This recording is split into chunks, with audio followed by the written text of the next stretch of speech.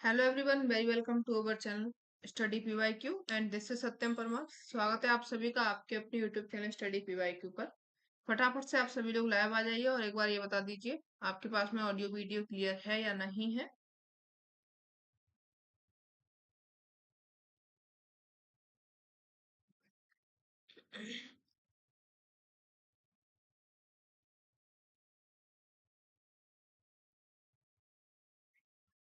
फटाफट से आप सभी लोग लाइव आ जाइए और मेरी तरफ से ऑडियो वीडियो दोनों क्लियर है, आप लोग भी बता दीजिए, फिर अपना ये सेशन शुरू करेंगे जिसमें आज अपन लोग डिस्कस करेंगे ये उत्तर प्रदेश लोक सेवा आयोग के द्वारा ये आपका जीआईसी का पेपर कराया जाता है, जिसमें अपन लोगों ने 2015 का पेपर डिस्कस कर रहे थे ज्योग्राफी का। 75 क्वेश्चन सॉल्व कर लिए थे और आगे के 75 आज करेंगे। टोटल आप लोगों से 150 क्वेश्चन पूछे जाते हैं, तो 150 अपन लोग पूरे डिस्कस कर लेंगे। ठीक है, एक बार बता दीजिए आप लोग भी ऑडियो वीडियो क्लियर है या नहीं है। और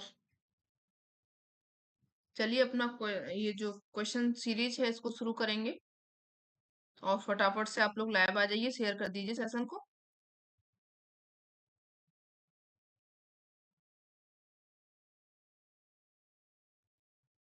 चलिए क्वेश्चन नंबर 76 से अपन लोग शुरू करेंगे, जिसमें आप लोग आज ज्योग्राफी के क्वेश्चन सॉल्व करेंगे, क्योंकि अपन लोगों ने कल जो 75 क्वेश्चन सॉल्व करे थे उसमें कुछ क्वेश्चन जो थे वो जीएस के थे, यानी कि उसमें हिस्ट्री, इकोनॉमिक्स और जो आप लोगों की पॉलिटिकल साइंस है उन सभी के क्वेश्चन यहाँ पे मिक्स थे। तो चलिए यहाँ पे पहला क्वेश्चन है आप लोगों का, दो पारिस्थितिक तंत्रों के मध्य संक्रमण क्षेत्र को कहा जाता है बायोम, बायोटोप, इकोटोन या फिर सेरे।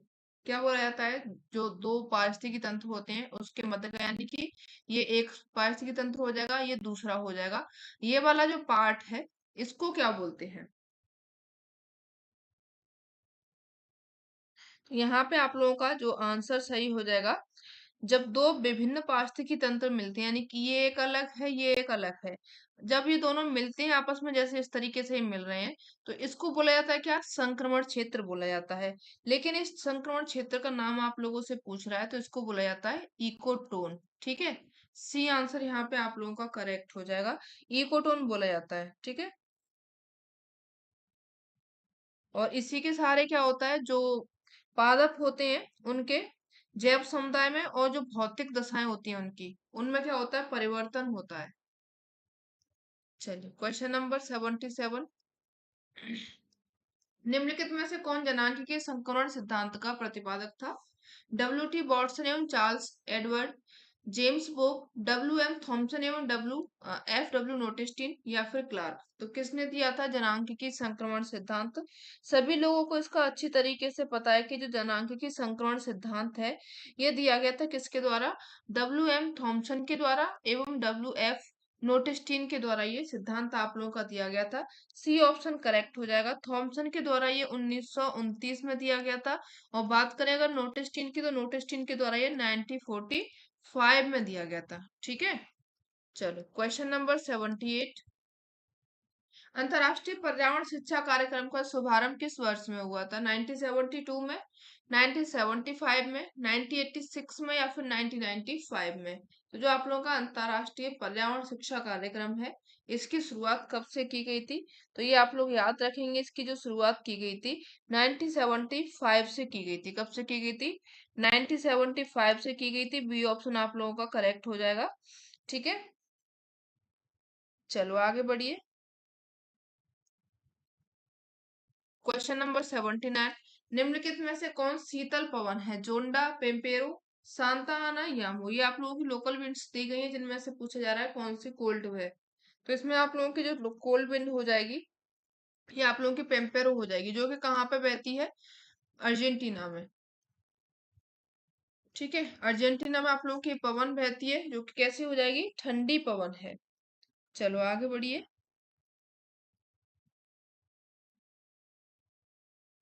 क्वेश्चन नंबर 80, भारत के निम्नलिखित राज्यों में किसमें अनुसूचित जनजातियां नहीं है। हिमाचल प्रदेश में, पश्चिम बंगाल में, हरियाणा में या फिर पंजाब में। तो कौन सा जो क्षेत्र है जहाँ पे एक भी जनजातियां नहीं है, अनुसूचित जनजातियां नहीं है, तो इसमें आप लोगों का हो जाएगा यहाँ पे दो आंसर सही होने चाहिए। एक तो आप लोगों का हरियाणा में कोई भी अनुसूचित जनजाति नहीं है, दूसरा आपके पंजाब में भी कोई भी अनुसूचित जनजाति नहीं है, लेकिन जो आयोग के द्वारा आंसर माना गया था वो आप लोगों का पंजाब माना गया है। ठीक है, लेकिन आप दोनों को ही याद रखेंगे, क्योंकि जो आप लोगों का हरियाणा है और साथ में पंजाब है और आपका एक दिल्ली, ठीक है, केंद्र शासित में दिल्ली और पुदुचेरी, इनमें कोई भी अनुसूचित जातियां नहीं है। चलो आगे बढ़िए। ब्लफ्स निम्नलिखित में से किससे संबंधित है? वेदिकाएं से, बाढ़ का मैदान से, डेल्टा से या फिर बिसर्पी मोड़ से? तो जो ब्लफ्स होते हैं ये किससे संबंधित होते हैं?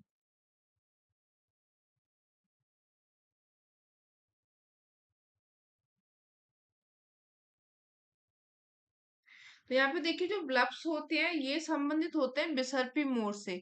बिसर्पी मोड़ कब बनते हैं? जब नदियां होती हैं और जब उनका जो मैदानी क्षेत्र में नदियां जब प्रवेश करती हैं तो वो क्या होती हैं, सीधी नहीं चलती हैं, क्योंकि उनके पास में ढलान नहीं होता है। ढलान नहीं होता है तो वो सीधी नहीं चलती है। सीधी न चल करके वो थोड़ा बहुत ऐसे लहराती हुई टेढ़ा मेढ़ा होकर के चलती हैं। तो वो टेढ़े मेढ़े रास्ते बना के चलती हैं और छोटे छोटे इसमें मोड़ जो बन जाते हैं, इन्हीं को आप लोग क्या बोलते हैं? ब्लाप्स बोलते हैं इनको। ठीक है, क्या बोलते हैं इनको? ब्लफ्स बोलते हैं। डी आंसर आप लोगों का करेक्ट हो जाएगा। Question number 82। निम्नलिखित में से कौन नदी डेल्टा का निर्माण नहीं करती है? गंगा नदी, ताप्ती नदी, गोदावरी नदी या फिर महानदी? तो इनमें से कौन सी नदी है जो कि डेल्टा नहीं बनाती है? सभी लोगों को अच्छी तरीके से पता होगा कौन सी नदी है जो कि डेल्टा नहीं बनाती है। तो इसमें आप लोग याद रखेंगे, ताप्ती रिवर है आप लोगों की, जो कि डेल्टा ना बना करके ये एस्चुरी बनाती है। और इसका अगर आप लोग उद्गम देखें तो ये मध्य प्रदेश के बैतूल जिला है, वहां पर एक मुल्ताई नामक स्थान है। सतपुरा श्रेणी से निकलती है। किससे निकलती है? सतपुड़ा श्रेणी से होकर के ये निकलती है। ठीक है, ताप्ती रिवर के बारे में आप लोग याद रखेंगे। टोटल लंबाई आप लोगों से वैसे पूछी नहीं जाती, लेकिन फिर भी आप लोग इसकी लंबाई याद रख लीजिएगा। 724 किलोमीटर इसकी टोटल लंबाई है। और ये नदियां क्या करती है? ज्वार नद मुख बनाती है। क्या बनाती है? एस्चुरी बनाती है, ज्वार नद मुख बनाती है और जाकर के गिरती है किसमें? अरब सागर में। ये याद रखिएगा। आगे बढ़िए, क्वेश्चन नंबर 83। आप लोग बहुत लेट आते हैं।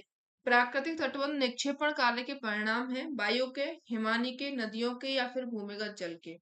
तो जो प्राकृतिक तटबंध होते हैं, इसको ये किसके द्वारा बनते हैं? वायु के द्वारा, हिमानी के द्वारा, नदियों के द्वारा या फिर भूमिगत जल के द्वारा? तो आप लोग याद रखेंगे, जो आप लोगों के नेचुरल लेवीज होते हैं ये आपके बनते हैं नदियों के द्वारा। ठीक है, किसका? जब नदियों का निक्षेपण होता है तो आप लोगों के प्राकृतिक तटबंध बन जाते हैं। सी आंसर यहाँ पे करेक्ट हो जाएगा। क्यों?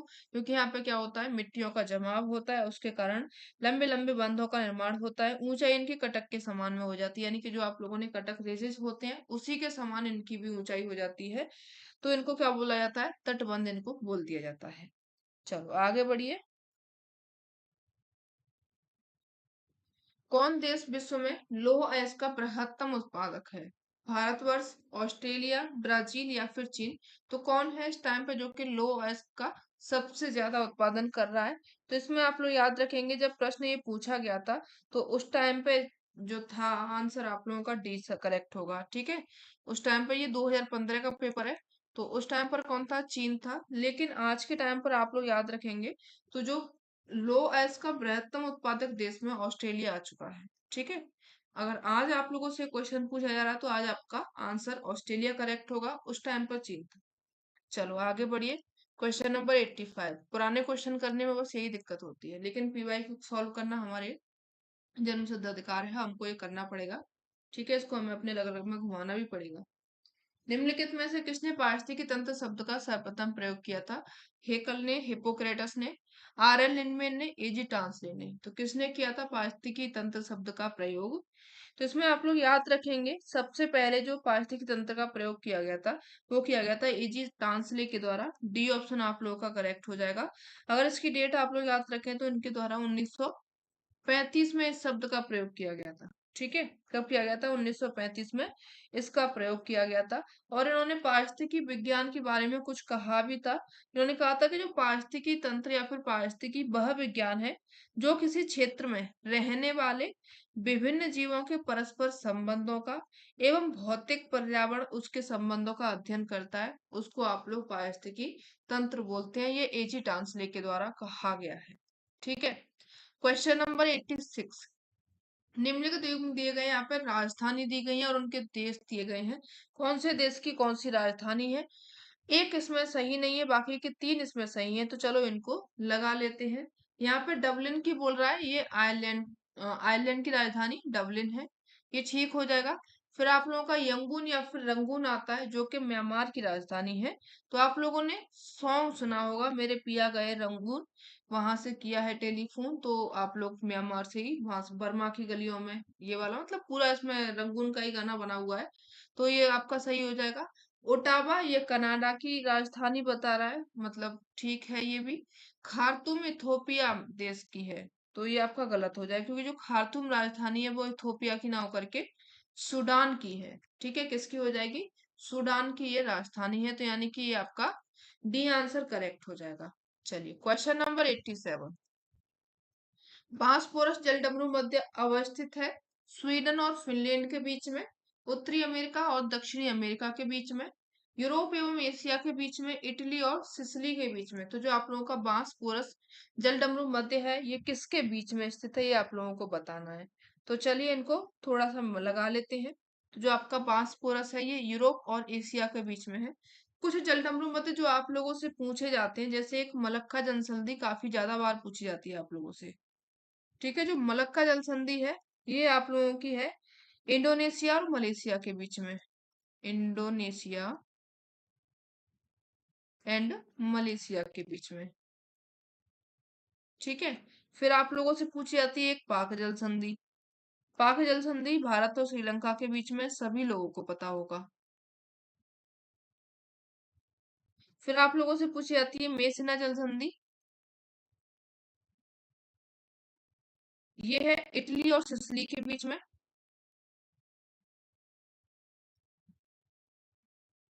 आप लोगों से पूछी जाती है बॉनफसिया जल संधि, ये वो जल संधि है जो आप लोगों से पूछी गई है।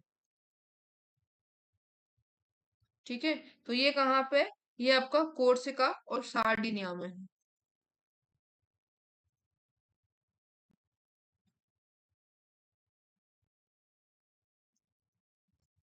चलिए आगे बढ़िए, क्वेश्चन नंबर 88। निम्नलिखित में से कौन एक नियोजन प्रदेश की सबसे महत्वपूर्ण विशेषता है? वो आकृतिक एक रूपता, जनांक की विषमता, कार्यात्मक एकता या फिर समस्याओं की समानता। तो क्या हो जाएगी नियोजन प्रदेश की सबसे महत्वपूर्ण विशेषता? तो इसमें आप लोग याद रखेंगे, इसमें सबसे महत्वपूर्ण जो होती है कार्यात्मक एकता होती है। ठीक है, सी आंसर आप लोगों का यहाँ पे करेक्ट हो जाएगा। चलो आगे बढ़िए।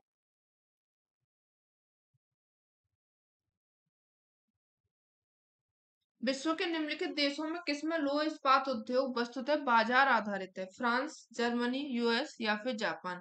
तो कहाँ पे जो लौह इस्पात है वो बाजार पर आधारित है? इसमें आप लोगों के चार ऑप्शन दिए गए हैं, तो चारों ऑप्शन में आप लोग जो समझ जाएंगे, जो जापान है उसमें लोहा एवं इस्पात दोनों के लिए क्या है, न तो वहां पे पर्याप्त लोहा अयस्क है, ना ही वहां पे कोई भी कोयला है। वो सीधा किस पर आधारित है? वो सीधे बाजार पर आधारित है, वहां से लेता है, तब अपना वो कोई भी प्रोडक्ट बनाता है। तो ये आपका डी आंसर यहाँ पे करेक्ट हो जाएगा। पृथ्वी और उसके पर्यावरण के संरक्षण के संदर्भ में निम्नलिखित में से किसे +5 समिट के नाम से जाना जाता है? प्रथम पृथ्वी सम्मेलन को, द्वितीय पृथ्वी सम्मेलन को, क्योटो प्रोटोकॉल को या फिर मॉन्ट्रियल प्रोटोकॉल को। तो +5 समिट के नाम से आप लोग किसको जानते हैं? जिसमें आप लोग का आंसर जो करेक्ट होगा वो आप लोगों का द्वितीय पृथ्वी सम्मेलन जो हुआ था, इसको आप लोग +5 समिट के नाम से जानते हैं। ठीक है, चलो आगे बढ़िए।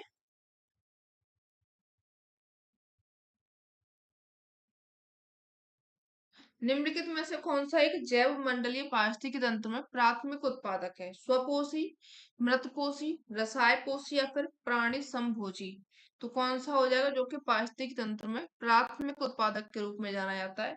तो इसमें आप लोग याद रखेंगे स्वपोषी को। ठीक है, ये क्या होते हैं, स्वपोषी जो होते हैं वो कैसे होते हैं, प्राथमिक उत्पादक होते हैं। सभी लोगों को ये पता होगा, क्योंकि ये जो अपनी ऊर्जा है वो कहाँ से प्राप्त करते हैं, सूर्य से अपनी ऊर्जा प्राप्त करते हैं, यानी कि अपना भोजन सूर्य से लेते हैं, तब वो हम लोगों को भी भोजन दे देते हैं।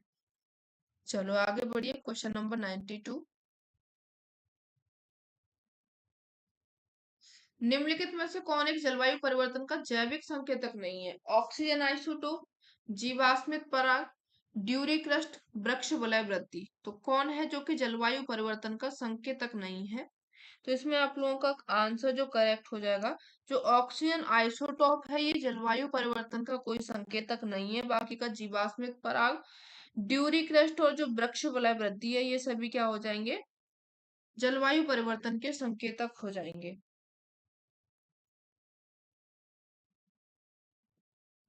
निम्नलिखित देशों में किसका कार्बन डाइऑक्साइड का प्रति व्यक्ति उत्सर्जन सबसे कम है? संयुक्त राज्य अमेरिका का, ऑस्ट्रेलिया का, जापान का या फिर भारत का? तो किस देश का है सबसे कम कार्बन डाइऑक्साइड प्रति व्यक्ति उत्सर्जन में? तो यहाँ पे आप लोग याद रखेंगे, जब ये क्वेश्चन आप लोगों से पूछा गया था तो भारत का जो था सबसे कम था। ठीक है, डी आंसर करेक्ट हो जाएगा। निम्नलिखित में से कौन ओजोन क्षरण से संबंधित नहीं है? क्लोरीन परिकल्पना, सल्फेट परिकल्पना, गुड इवनिंग रवि कुमार जी।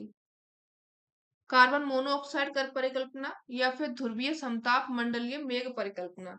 कौन है इसमें से जो कि ओजोन क्षरण से संबंधित नहीं है? तो इसमें आप लोग याद रखेंगे, जो ओजोन क्षरण से संबंधित नहीं है वो आप लोगों की हो जाएगी कार्बन मोनोऑक्साइड परिकल्पना है, जो कि ओजोन क्षरण से संबंधित नहीं होती है। बाकी का आप लोगों से जो ओजोन नष्टकारक पदार्थ है या फिर ओजोन क्षरण से संबंधित हो जाएंगे। इसमें आप लोग क्लोरोफ्लोरोकार्बन को पढ़ते हो, हेलोजन को पढ़ते हो, नाइट्रोजन ऑक्साइड को, मिथाइल ब्रोमाइड है, कार्बन टेट्राक्लोराइड हो जाएगा, हाइड्रोफ्लोरोकार्बन है, और आप लोगों का जो मिथाइल क्लोरोफॉर्म है, ये सभी किससे संबंधित हो जाएंगे, ये ओजोन क्षरण से हो जाएंगे संबंधित। ठीक है, यहाँ पे आप लोगों का सी आंसर करेक्ट होगा। Question number 95। निम्नलिखित में से किसे संयुक्त राज्य अमेरिका का क्षेत्र परिवर्तन करने वाला उद्योग कहा जा सकता है? लोहा एवं इस्पात उद्योग को, सूती वस्त्र उद्योग को, मोटर गाड़ी उद्योग को या फिर रासायनिक उर्वरक उद्योग को? किसको कहा जा सकता है क्षेत्र परिवर्तन करने वाला उद्योग? यानी कि जो अमेरिका में परिवर्तन कर दिया था पूरा, कौन सा उद्योग था वो? तो ये जो मोटर गाड़ी उद्योग है, इसका विकास हुआ था 20वीं शताब्दी में। सी ऑप्शन आप लोगों का यहाँ पे करेक्ट हो जाएगा। ठीक है, चलो आगे बढ़िए, क्वेश्चन नंबर 96। भूगोल को पृथ्वी तल के विभिन्नता पूर्वक स्वरूप का यथार्थ क्रमबद्ध एवं तर्क संगत वर्णन एवं व्याख्या के रूप में किसने परिभाषित किया है? आर ई डिकिंसन ने, अल्फ्रेड हेटनर ने, आर हर्टसोन ने या फिर कार्ल सावर ने? किसने किया है भूगोल को यथार्थ क्रमबद्ध और तर्क संगत? तो इसमें आप लोग याद रखेंगे रिचर्ड हर्टसोन को। ठीक है, किसको याद रखेंगे, रिचर्ड हर्टसोन को याद रखेंगे, जिन्होंने पृथ्वी तल के विभिन्नता पूर्वक स्वरूप का यथार्थ क्रमबद्ध और तर्क संगत वर्णन एवं व्याख्या के रूप में परिभाषित किया। यानी कि उनका ये एक आप लोग स्टेटमेंट भी मान के चल सकते हैं, ये आप लोगों से कई बार पूछा भी गया है। Question number 97। भूगोल एक क्षेत्र विवरणीय विज्ञान है, निम्नलिखित में से इसकी व्याख्या की है? रिचर्ड हर्टसोन के द्वारा, हेटनर के द्वारा, टॉलेमी के द्वारा या फिर वेगनर के द्वारा? तो ये भी आप लोगों का सेम क्वेश्चन हो जाएगा, लेकिन थोड़ा सा उनसे डिफरेंट है। इसमें क्षेत्र विवरण नहीं पूछा गया है, तो इसमें आप लोग याद रखेंगे हेटनर को। ठीक है, ये किसके द्वारा कहा गया है? हेटनर के द्वारा कहा गया है। बी ऑप्शन आप लोगों का करेक्ट हो जाएगा।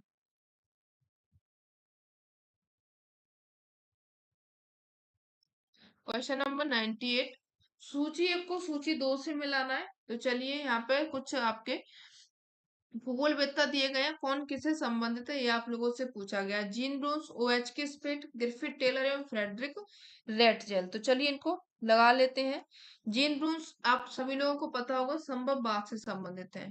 ठीक है, एक अगर आप लोग थर्ड करते हैं तो दो ऑप्शन आपके चले जाएंगे।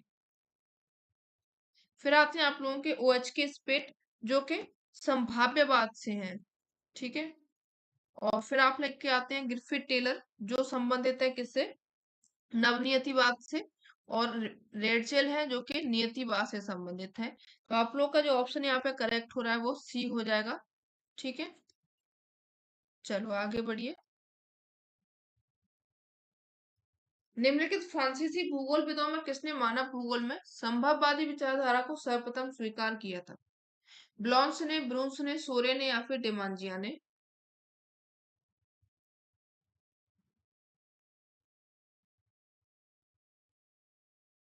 तो यहाँ पे आपका जो आंसर करेक्ट हो जाएगा, संभववादी विचारधारा को सर्वप्रथम स्वीकार किया वो ब्लॉन्स के द्वारा किया गया था। अगर शब्द की बात करें तो लुसियन फेब्रे के द्वारा ये आप लोगों को शब्द दिया गया था। फिर उसके बाद में आगे बढ़ाया ब्लॉन्स के द्वारा। भूगोल एक है प्राकृतिक विज्ञान, गणितीय विज्ञान, क्रमबद्ध विज्ञान या फिर विशुद्ध विज्ञान? भूगोल क्या है? आप लोग भूगोल पढ़ते हैं तो इसको किस रूप में पढ़ते हैं? तो आप लोगों ने अभी पढ़ा था, भूगोल एक कैसा है, एक क्रमबद्ध विज्ञान है। सी ऑप्शन आप लोगों का यहाँ पे करेक्ट हो जाएगा।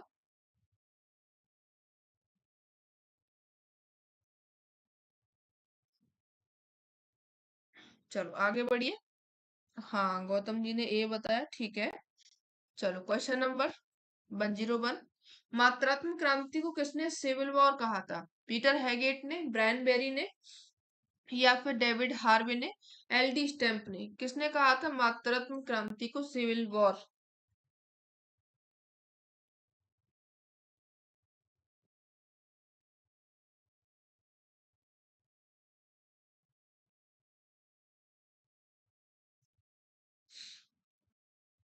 हाँ, तो देखिए जो मात्रात्मक क्रांति है इसको सिविल वॉर कहा गया था, किसके द्वारा? यहाँ पे LD स्टाम्प के द्वारा कहा गया था। जब आप लोग का द्वितीय विश्व युद्ध हुआ था उसके बाद में जो भूगोल था उसको अस्वीकार करने जाने लगा था, यानी कि जो एक मान्य विधि होती थी, अनुमान के तरह तरह पर इसको माना जाता था। लेकिन जब मात्रात्मक क्रांति आई तो वो कब आई थी? जब भूगोल को आप लोग सिद्धांत को पढ़ने लग गए थे, मॉडल के आधार पर उनको पढ़ने लग गए, तो इसको एक रूप दिया गया था, वो था मात्रात्मक क्रांति के नाम से।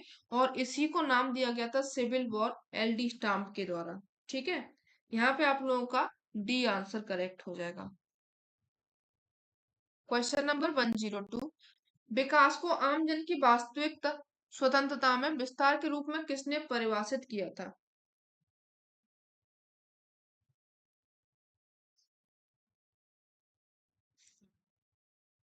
किसने किया था विकास को आम जन की वास्तविक स्वतंत्रता में विस्तार के रूप में परिभाषित किया था? तो इसमें आप लोग याद रखेंगे अमर्त्य सेन को,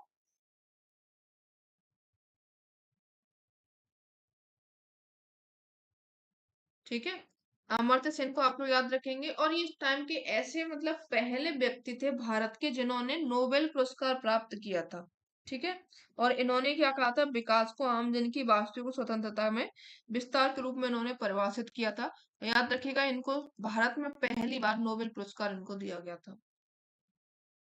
चलिए क्वेश्चन नंबर 103। निम्नलिखित विद्वानों में किसने प्रदेश की संकल्पना को स्थललोक, जन एवं कार्य रोजगार के त्रिकूट के रूप में प्रसारित किया एवं लोकप्रिय बनाया? HF परलोफ, G चार्डविक, पैट्रिक गेडिज या फिर JGM हिलहर्स्ट? इसमें आप लोग का कौन सा आंसर करेक्ट हो जाएगा?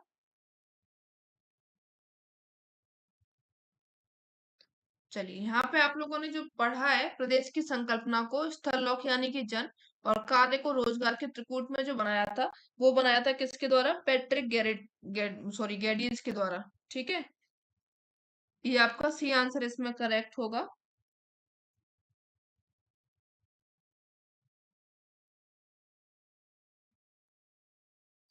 जो पैट्रिक गेडिज है, इन्होंने क्या किया था, नगरों का और प्रदेशों का अध्ययन किया था, उसमें ही इन्होंने स्थललोक, जन एवं कार्य रोजगार का त्रिकूट बनाया था। और उसको आप लोग आसानी से पढ़ते हैं।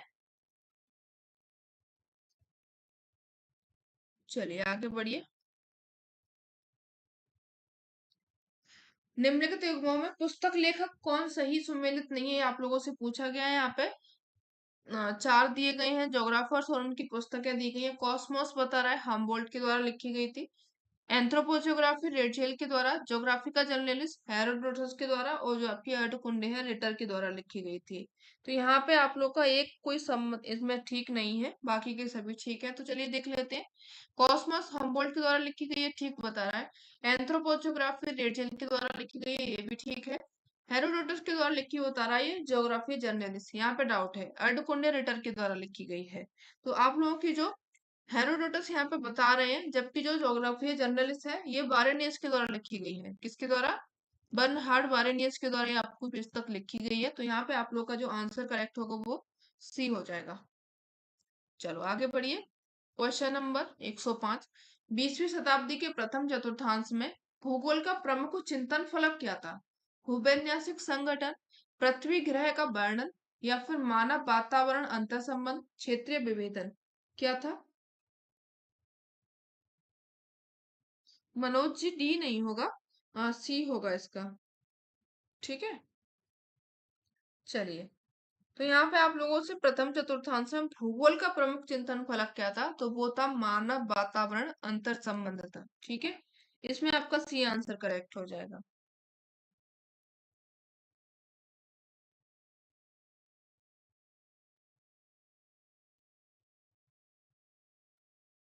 चलो आगे बढ़िए। Question number 106। कौन सी चट्टान उच्च दाब एवं उच्च तापमान के कारण बनती है? परतदार चट्टान, आग्नेय चट्टान, कायांतित चट्टान, या फिर उपरोक्त सभी? तो जो आपकी चट्टान है यहाँ पे हाई टेम्परेचर होता है, हाई प्रेशर होता है। तो जब आप लोग की ये चट्टान बनती है तो उसमें आप लोग याद रखते हैं, यानी कि ये कायांतित चट्टानें होती हैं। जब उनका क्या हो जाता है, रूप परिवर्तन होता है, जब बहुत ज्यादा ताप और दाब इनके ऊपर बनता है, तो कई सारी जो आग्नेय चट्टान होती हैं, जो आप लोगों की अपसादी चट्टानें होती हैं, इनका जब रूप परिवर्तन होता है तो उनको आप लोग कायांतित चट्टानें बोलते हैं। और अलग अलग तरीके की चट्टानें यहाँ पे आप लोगों को देखने को मिलती हैं। ठीक है, चलिए आगे बढ़िए। Question number 107। भूआकृतिक चक्र की संकल्पना किसने प्रस्तुत की थी? विटलसी ने, पिंक ने, डब्ल्यू एम डेविस ने, या फिर कुर्क ने? तो किसने दी थी जी भूआकृतिक चक्र की संकल्पना? इसमें आप लोग याद रखेंगे डब्ल्यू एम डेविस को, इसको तो कोई भूल नहीं सकता है। इन्होंने सबसे पहले भूआकृतिक चक्र की संकल्पना दी थी। सी आंसर आप लोगों का यहाँ पे करेक्ट हो जाएगा। इन्होंने एक अ, संरचना, स्थल रूप और ये जो आपका प्रक्रम, तीन तरीके का इन्होंने दिया था, जिसको आप लोग ट्राई ऑफ डेविस बोलते हैं, या फिर डेविस का त्रिकूट बोलते हैं, जो आप लोगों से पूछा जाता है। Question number 108। भूकंप की उत्पत्ति बिंदु को कहा जाता है? भूकंप फोकस, विवर्तनिक बिंदु, या फिर कंपन केंद्र, या फिर भूकंप केंद्र? तो जो भूकंप के उत्पत्ति बिंदु होते हैं, इनको आप लोग कहते हैं, जहां से भूकंप की उत्पत्ति होती है उसको आप लोग बोलते हैं क्या? भूकंप फोकस बोलते हैं। ठीक है, क्या बोलते हैं? भूकंप फोकस बोलते हैं।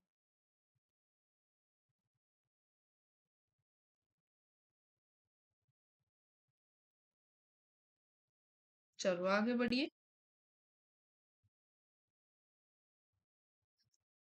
निम्नलिखित में से कौन ज्वालामुखी क्रिया द्वारा निर्मित बाह्य स्थलाकृति है? क्रेटर एवं कुलडेरा, लेकोलिथ, रिंग डाइक, बैथोलिथ? तो कौन सी है जो कि ज्वालामुखी क्रिया है, बाह्य स्थलाकृति के द्वारा बनती है?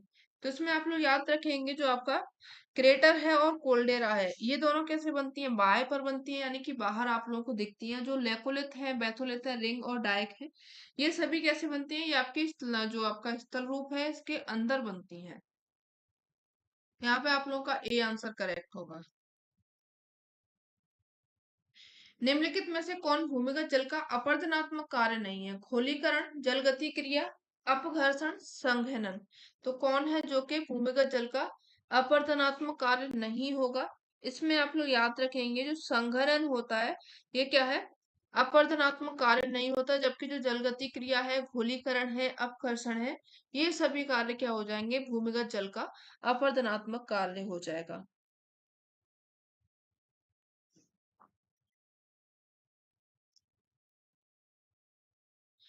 भूकंप जनित सागरी लहरों को जाना जाता है एस लहरों के द्वारा, एल लहरों के द्वारा, पी लहरों के द्वारा, या फिर सुनामी के रूप में? तो जो आप लोगों के भूकंप में, सॉरी, सागर में जो भूकंप आता है, उन लहरों को आप लोग किस नाम से जानते हैं? तो सभी लोगों को पता होगा, सुनामी के नाम से आप सभी लोग जानते हैं। डी आंसर यहाँ पे आपका करेक्ट हो जाएगा।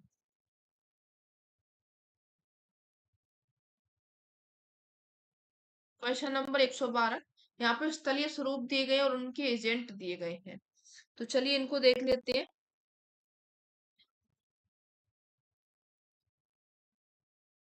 इंसेल वर्ग, ड्रमलिन, स्पिट और स्टेलेक्टाइट। तो इंसेल वर्ग जो बनते हैं ये आपके वायु के द्वारा बनते हैं।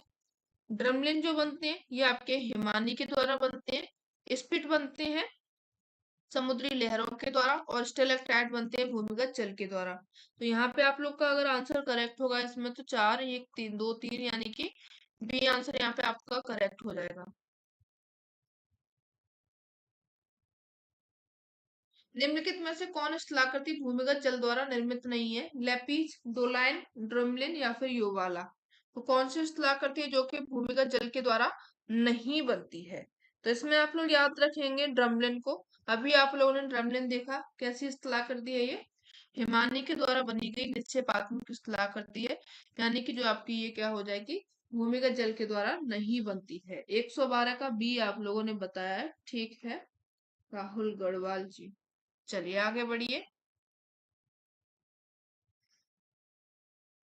स्थल रूप संरचना और प्रक्रम तथा समय का प्रतिफल है। ये कथन किससे संबंधित है? पिंक से, डेविड से, हटन से या फिर उपयुक्त किसी में से नहीं? तो ये तो आप सभी लोगों को पता होगा। सबसे पहले जो डेविस मऊद है इन्होंने क्या दिया था, भौगोलिक चक्र की संकल्पना का प्रतिपादन किया था, जिसमें इन्होंने बताया था जो स्थल रूप बनता है उसमें 3 प्रोसेस कार्य करते हैं। एक तो आप लोगों का संरचना होती है, दूसरा आपका प्रक्रम होता है, तीसरा उसमें समय लगता है। ठीक है, तो ये किसके द्वारा कहा गया था? डेविस के द्वारा कहा गया था। और इनका जो भौगोलिक चक्र की संकल्पना आई थी 1899 में आई थी। डेट आप लोगों से कई बार पूछी गई, तो इसको आप लोग याद रखिएगा। चलिए आगे बढ़िए। Question number 115। निम्नलिखित विद्वानों में किसने क्रस्ट के नीचे पृथ्वी के आंतरिक भाग में 3 परतों में यथा सियाल, सीमा और निफे की पहचान की थी? किसके द्वारा ये पहचान की गई थी? स्वेस के द्वारा या फिर डॉली के द्वारा, जेफरीज के द्वारा या होम्स के द्वारा? तो ये जो पहचान है सियाल, सीमा, निफे की, ये की गई थी सबसे पहले स्वेस के द्वारा। ठीक है, ए ऑप्शन आप लोगों का करेक्ट हो जाएगा। आप सभी लोगों ने इनको पढ़ा होगा अच्छे तरीके से। इन्होंने क्या किया था? बंटवारा किया था सियाल, सीमा और निफे को। चलो आगे बढ़िए। Question number 116। निम्नलिखित में से कौन चट्टान पारगम्य है? स्लेट है, संगमरमर है या फिर सैल है, चूना पत्थर है? तो यहाँ पे आप लोग याद रखेंगे चूना पत्थर को, जो कि पारगम्य होती है।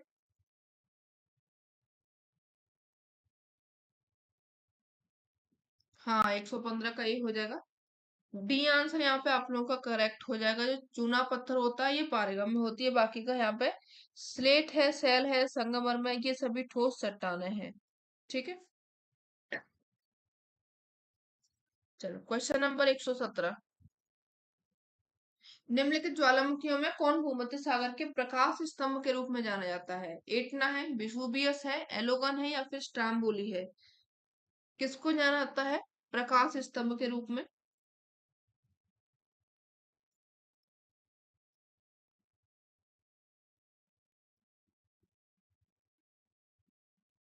तो जो आप लोगों की स्ट्राम्बोली ज्वालामुखी है, इसको आप लोग किस तरीके से जानते हैं?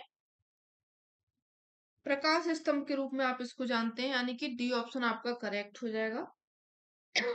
हाँ, 1 7 का आप लोगों ने डी दिया है, डी करेक्ट हो जाएगा।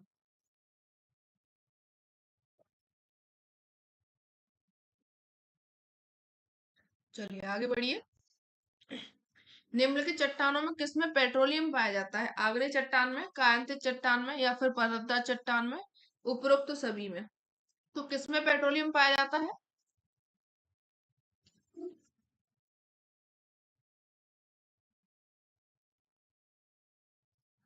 तो जो आपका पेट्रोलियम की बात अगर ये करें तो ये पाया जाता है परतदार चट्टानों में। परतदार यानी कि जो आपकी अवसादी चट्टानें होती हैं उसमें पेट्रोलियम पाया जाता है। ठीक है।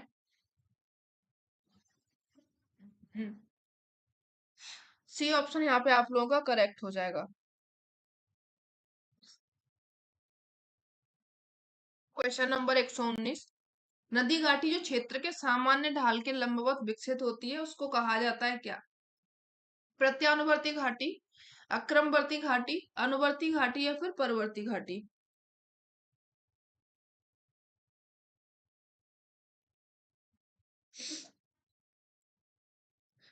तो यहाँ पे ये बात कर रहा है नदी घाटी जो कि सामान्य ढाल के लंबवत विकसित होती है, तो ये आपकी बनती है किस तरीके की, अनुवर्ती घाटी बनती है। सी आंसर आप लोग का करेक्ट हो जाएगा। चलिए आगे बढ़िए। हिमानीकृत क्षेत्र में उल्टी नाव के समान की निक्षेपात्मक स्थलाकृति का क्या नाम है? ये क्वेश्चन तीसरी बार आप लोगों से इसी पेपर में पूछा गया है। लटकती घाटी, ड्रमलिन, न्यूनाटक या फिर सुरंग पक्ष। तो इसमें आप लोग जानते हैं, अभी आप लोगों ने पढ़ा था, हिमानीकृत स्थलाकृति होती है, उल्टी नाव के समान होती है, निक्षेपात्मक होती है। तो ये और कोई नहीं है, आपकी ड्रमलिन होती है। ठीक है, चलो आगे बढ़िए। Question number 121।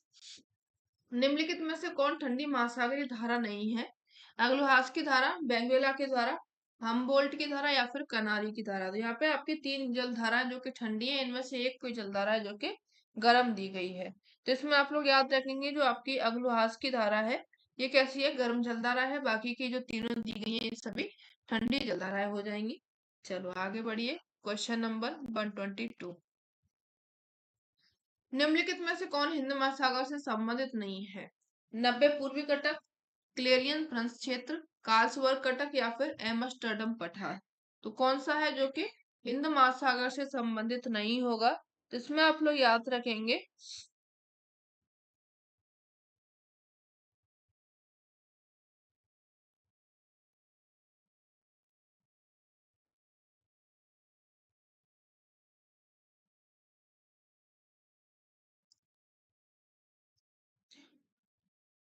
हाँ अग्लुहा सिंध महासागर ठीक है। ये जो आपका क्लेरियन ब्रज क्षेत्र है ये आपका हिंद महासागर से संबंधित नहीं है। बाकी का आपका 90 पूर्वी कटक है, कार्लसवर्ग है, एम्स्टर्डम है, ये सभी हिंद महासागर में ही है। ठीक है, क्वेश्चन नंबर 123। विलियम बेवेल का प्रगामी तरंग सिद्धांत निम्नलिखित में से किसकी उत्पत्ति से संबंधित है? महासागरीय ज्वार की उत्पत्ति से, या फिर महासागरीय धाराओं की उत्पत्ति से, भूकंप तरंगों की उत्पत्ति से, या फिर सागरीय लहरों की उत्पत्ति से। तो ये आपका जो प्रगामी तरंग सिद्धांत है जो कि विलियम बेवेल के द्वारा दिया गया था, ये किससे संबंधित हो जाएगा? महासागरीय ज्वार से संबंधित हो जाएगा। ठीक है, ए ऑप्शन आप लोगों का करेक्ट हो जाएगा। चलो आगे बढ़िए। Question number 124। निम्नलिखित में से यहाँ पे सूची दी गई है और सूची एक सूची दो से मिलाना है। धारा दी गई है, उनके सागर दिए गए हैं। कौन सी जलधारा कौन से महासागर में बहती है ये आप लोगों से पूछा गया है। तो अग्लुआस की धारा, बेंगुएला की धारा, क्वेरसो की धारा एवं कनारी की धारा। चलिए इनको लगा लेते हैं। जो आपकी अग्लुआस की धारा है, अभी आप लोगों ने पढ़ा था, ये हिंद महासागर में बहती है। बेंगुएला की धारा ये आपकी दक्षिणी अटलांटिक महासागर में बहती है।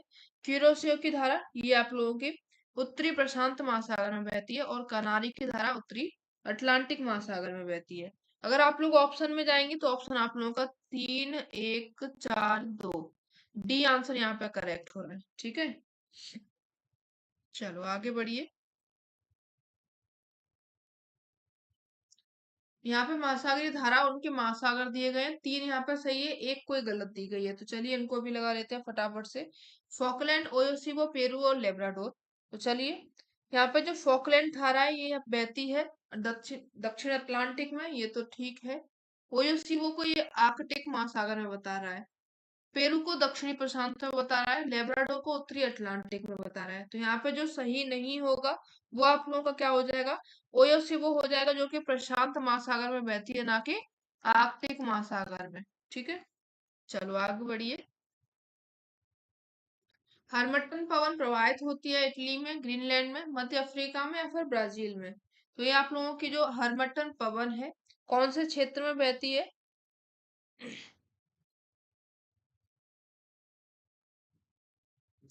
तो यहाँ पे आप लोग याद रखेंगे, जो हरमटन पवन है ये आपके मध्य अफ्रीका में बहती है।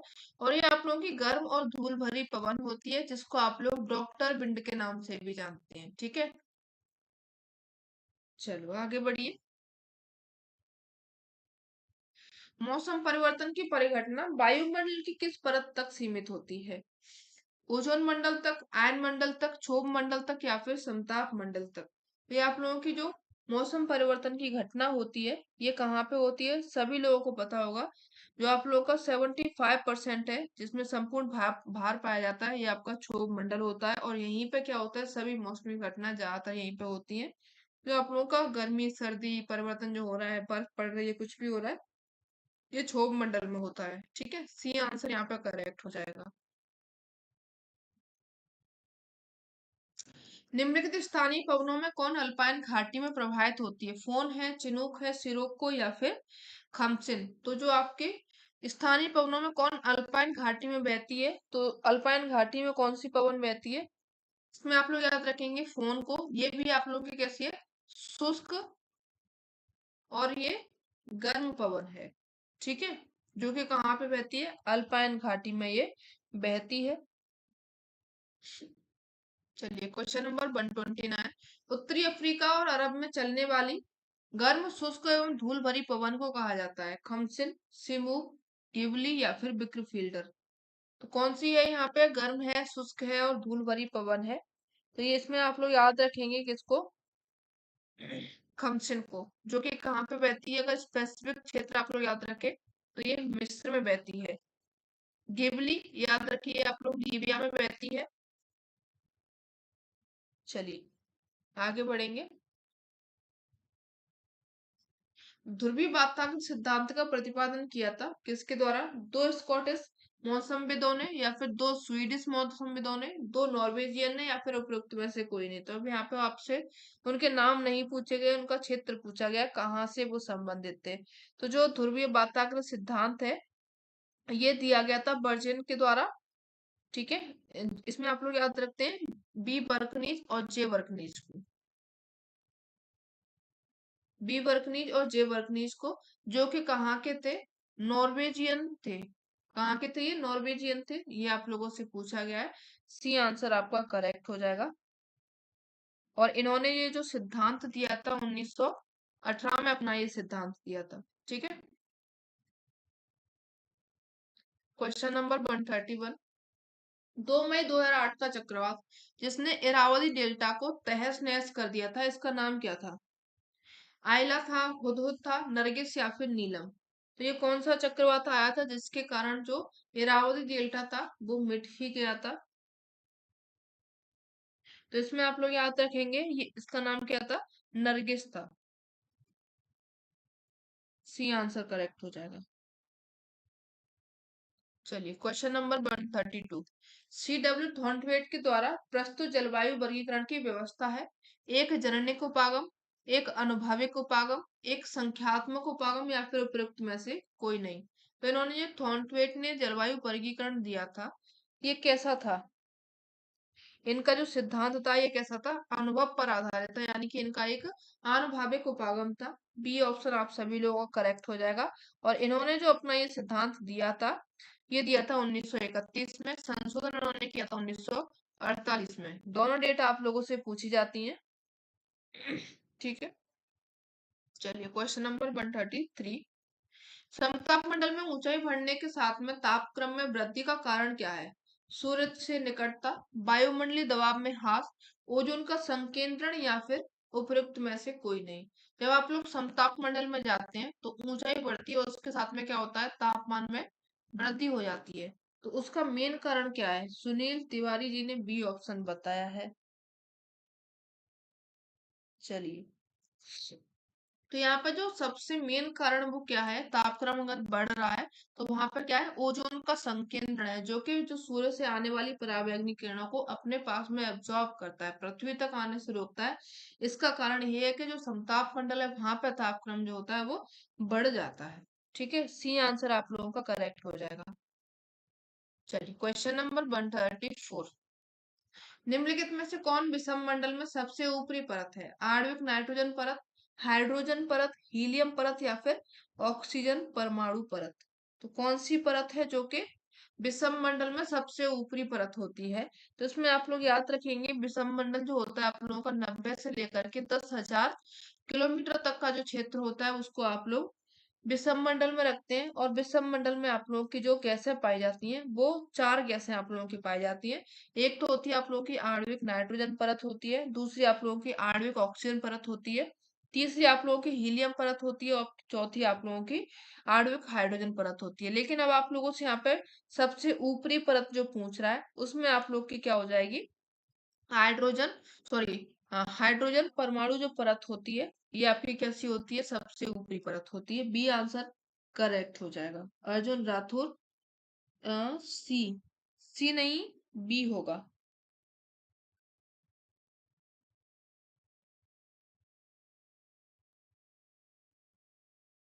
गैसों के रूप में आप लोगों से ये पूछ रहा है। चलिए क्वेश्चन नंबर 135, निम्नलिखित में से कौन पवन की दिशा से संबंधित सिद्धांत नहीं है? फेरल का सिद्धांत, वायस बेलेट का सिद्धांत, जेम्स ब्रेडली का सिद्धांत या फिर हेडली का सिद्धांत। तो यहाँ पे चार सिद्धांत आप लोगों से पूछे गए हैं, इनमें से कोई एक है जो कि पवन की दिशा से संबंधित नहीं होगा। तो इसमें आप लोग याद रखेंगे जो जेम्स ब्रेडली का सिद्धांत है, ये क्या हो जाएगा, ये पवन की दिशा से संबंधित नहीं है। ठीक है,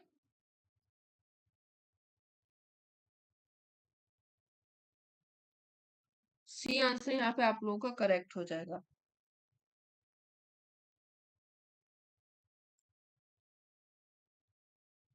चलो आगे बढ़िए, क्वेश्चन नंबर 136, चार्ल्स डार्विन का अवतरण सिद्धांत निम्नलिखित में से किससे संबंधित है? सागरीय चरागाह से, सागर जंतु संचरण से, या फिर महासागरीय ज्वार से, प्रवाल वित्ती से। तो ये जो आप लोगों का अवतरण सिद्धांत दिया गया है चार्ल्स डार्विन का, ये किससे संबंधित हो जाएगा? तो इसमें आप लोग याद रखेंगे ये जो सिद्धांत है आपका प्रवाल वित्ती से संबंधित है, सभी लोगों को पता होगा। डी आंसर यहाँ पे करेक्ट हो जाएगा। चलो आगे बढ़िए, निम्नलिखित युग्म जलवायु के प्रकार देश में कौन से सही नहीं है? आर्द्र उष्ण जलवायु ब्राजील की बता रहा है, मानसूनी जलवायु थाईलैंड की बता रहा है, भूमध्य सागरीय जलवायु मोरक्को की एवं शीतोष्ण अन समुद्री जलवायु टर्की की बता रहा है।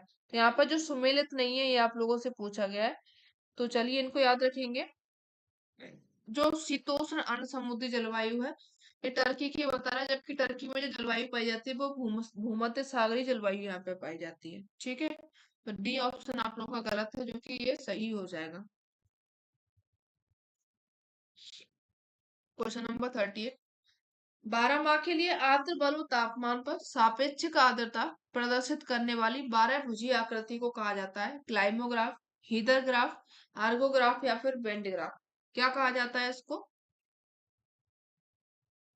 12 भुजीय आकृति वाले क्षेत्र को कहा जाता है, इसमें आप लोग याद रखेंगे क्लाइमोग्राफ को। ठीक है, ए ऑप्शन आप लोग का करेक्ट हो जाएगा।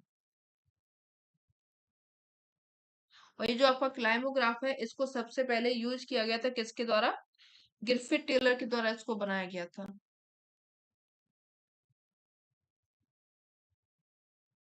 चलो आगे बढ़िए, वनस्पति की जलवायु की आवश्यकताओं के आधार पर वर्ष 1900 में विश्व के जलवायु प्रदेशों को किसके द्वारा प्रस्तुत किया गया था? जीटी ट्रिवार्था के द्वारा, व्लादिमीर कोपेन के द्वारा, सी डब्ल्यू थॉर्नबेट के द्वारा या फिर एल डी स्टाम्प के द्वारा। तो किसने किया था जलवायु प्रदेशों को प्रस्तुत जलवायु की आवश्यकताओं के आधार पर? तो इसमें आप लोग याद रखेंगे व्लादिमीर कोपेन को। ठीक है, किसको? व्लादिमीर कोपेन को। इन्होंने ही सबसे पहले क्या किया था, जलवायु आवश्यकताओं के आधार पर जलवायु प्रदेशों का वर्गीकरण किया था। बी ऑप्शन आप लोगों का करेक्ट हो जाएगा यहाँ पे। निम्नलिखित सागरों में कौन सबसे कम खारा लवणता वाला है? कैस्पियन सागर, काला सागर, लाल सागर या फिर बाल्टिक सागर। तो सबसे कम नमक किसमें पाया जाता है ये आप लोगों से पूछा गया है। तो इसमें आप लोग याद रखेंगे सबसे कम जो पाया जाता है वो आपके बाल्टिक सागर में पाया जाता है। किसमें पाया जाता है? बाल्टिक सागर में पाया जाता है। अगर इनकी आप लोग लवणता देखें तो 3 से लेकर के 15 ppm तक किसमें लवणता पाई जाती है।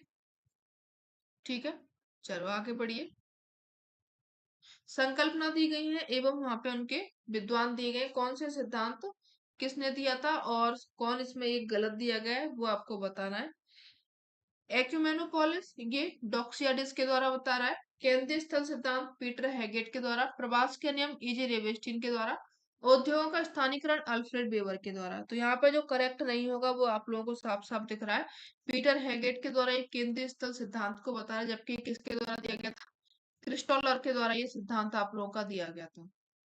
चलो आगे बढ़िए, क्वेश्चन नंबर 142, जनसंख्या वृद्धि के सिद्धांतों के संदर्भ में निम्नलिखित में किसने कहा है कि जनसंख्या घनत्व में वृद्धि के साथ संतति प्रजनन की प्रवृत्ति में स्पष्ट कमी आती है? सेडलर के द्वारा, डबल डे के द्वारा, पर्ल रीड के द्वारा या फिर द कास्त्रो के द्वारा। तो ये किसके द्वारा कहा गया है? तो इसमें आप लोग याद रखेंगे सेडलर के द्वारा ये आपका कहा गया है, थॉमस सेडलर जिनका पूरा नाम है। ए ऑप्शन आप लोगों का करेक्ट हो जाएगा। ठीक है।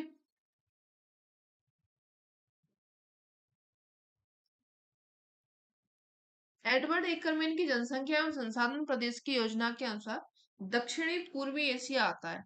चीन या फिर मिस्र सदस्य प्रदेश में, संयुक्त राज्य अमेरिका प्रदेश में, यूरोप प्रदेश में या फिर ब्राजील प्रदेश में। तो एडवर्ड एकरमैन के द्वारा जनसंख्या संसाधन प्रदेशों को बांटा गया था, जिनमें से ये पूर्वी एशिया को पूछ रहा है कि दक्षिण पूर्वी जो एशिया है वो कौन से क्षेत्र में आता है। तो इसमें आप लोग याद रखेंगे ब्राजील सदस्य प्रदेश में आप लोगों का दक्षिण पूर्वी एशिया आता है। ठीक है। इनके ये जो अ, एकरमैन के द्वारा संसाधन प्रदेशों को बांटा गया था उसको आप लोग एक बार जरूर पढ़ के जाइएगा, वहां से आप लोगों से क्वेश्चन हर बार पूछा जाता है। क्वेश्चन नंबर 144, निम्नलिखित में से कौन पारिस्थितिकी तंत्र के प्राथमिक उत्पादकों में सम्मिलित किया जाता है? पेड़ पौधे, बैक्टीरिया, मांसाहारी या फिर शाकाहारी।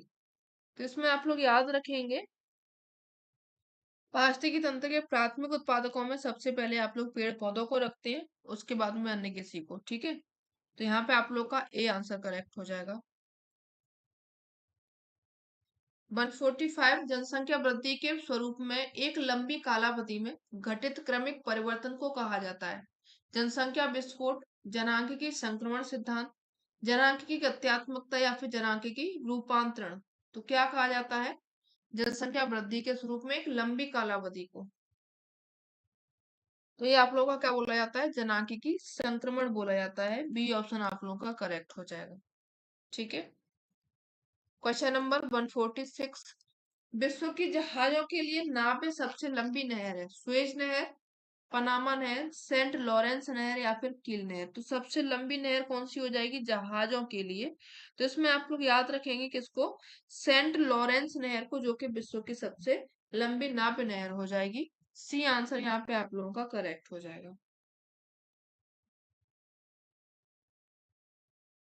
और ये जो आप लोगों की सेंट लॉरेंस नहर है ये कहाँ पे है?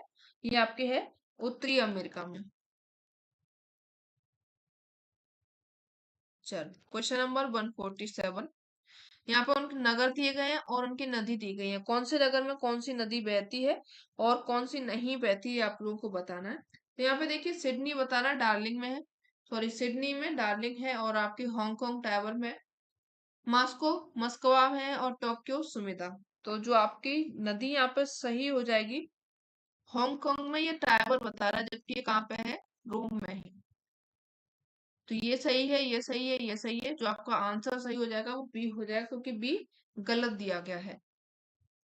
क्वेश्चन नंबर 148, निम्नलिखित में से कौन प्रमुख मत्स्य उत्पादन क्षेत्र नहीं है? उत्तर पश्चिमी प्रशांत सागर, हिंद महासागर, उत्तर पश्चिमी अटलांटिक महासागर या फिर उत्तर पूर्वी अटलांटिक महासागर। तो यहाँ पे कौन सा है जो कि मत्स्य उत्पादन क्षेत्र नहीं होगा? उसमें आप लोग याद रखेंगे जो आपका हिंद महासागर है, यहाँ पे आप लोग का कोई भी मत्स्य उत्पादन क्षेत्र नहीं होता है, क्योंकि जो मत्स्य उत्पादन होता है आप सभी लोगों को पता होगा, जहाँ पे गर्म और ठंडी वायु राशि जब मिलती है तो वहां पे क्या होता है? फ्रंटल फॉग बनते हैं, वहां पे बहुत अच्छा होता है मत्स्यों का उत्पादन। जबकि जो हिंद महासागर है इसमें ऐसा कुछ भी नहीं है। ठीक है। चलो आगे बढ़िए। क्वेश्चन नंबर 149, निम्नलिखित देशों में कौन वर्ष 2014 में विश्व में चाय का सबसे बड़ा पुनर्निर्यातक था? यूके, कजाकिस्तान, संयुक्त अरब अमीरात या फिर यूएसए। तो विश्व में चाय का सबसे बड़ा पुनर्निर्यातक 2014 में अगर बात करें तो वो आप लोगों का था यूएसए। ठीक है। डी आंसर आप सभी लोगों का करेक्ट हो जाएगा। चलिए आज के लास्ट क्वेश्चन की तरफ में चलते हैं। निम्नलिखित के कौन औद्योगिक प्रदेश के सीमांकन का सर्वाधिक तार्किक आधार है? कारखानों की संख्या, प्रयुक्त ऊर्जा की मात्रा, कुल औद्योगिक उत्पादन या फिर उत्पादन प्रक्रियाजन मूल्य वृद्धि। तो यहाँ पे क्या हो जाएगा? औद्योगिक प्रदेश के सीमांकन का सर्वाधिक तार्किक आधार। तो इसमें आप लोग याद रखेंगे उत्पादन प्रक्रियाजन्य मूल्य वृद्धि। डी आंसर आप लोगों का करेक्ट हो जाएगा। ठीक है। तो ये हो गया आप लोगों का आज का सेशन, और ये सेशन कैसा लगा जरूर बताइएगा। अच्छा लगा हो तो अपने फ्रेंड्स को शेयर जरूर कीजिएगा। चैनल पर अगर नए हैं तो आप लोग इसको लाइक सब्सक्राइब शेयर जरूर कीजिएगा। मिलते हैं नेक्स्ट सेशन में, तब तक के लिए धन्यवाद। Thanks for watching.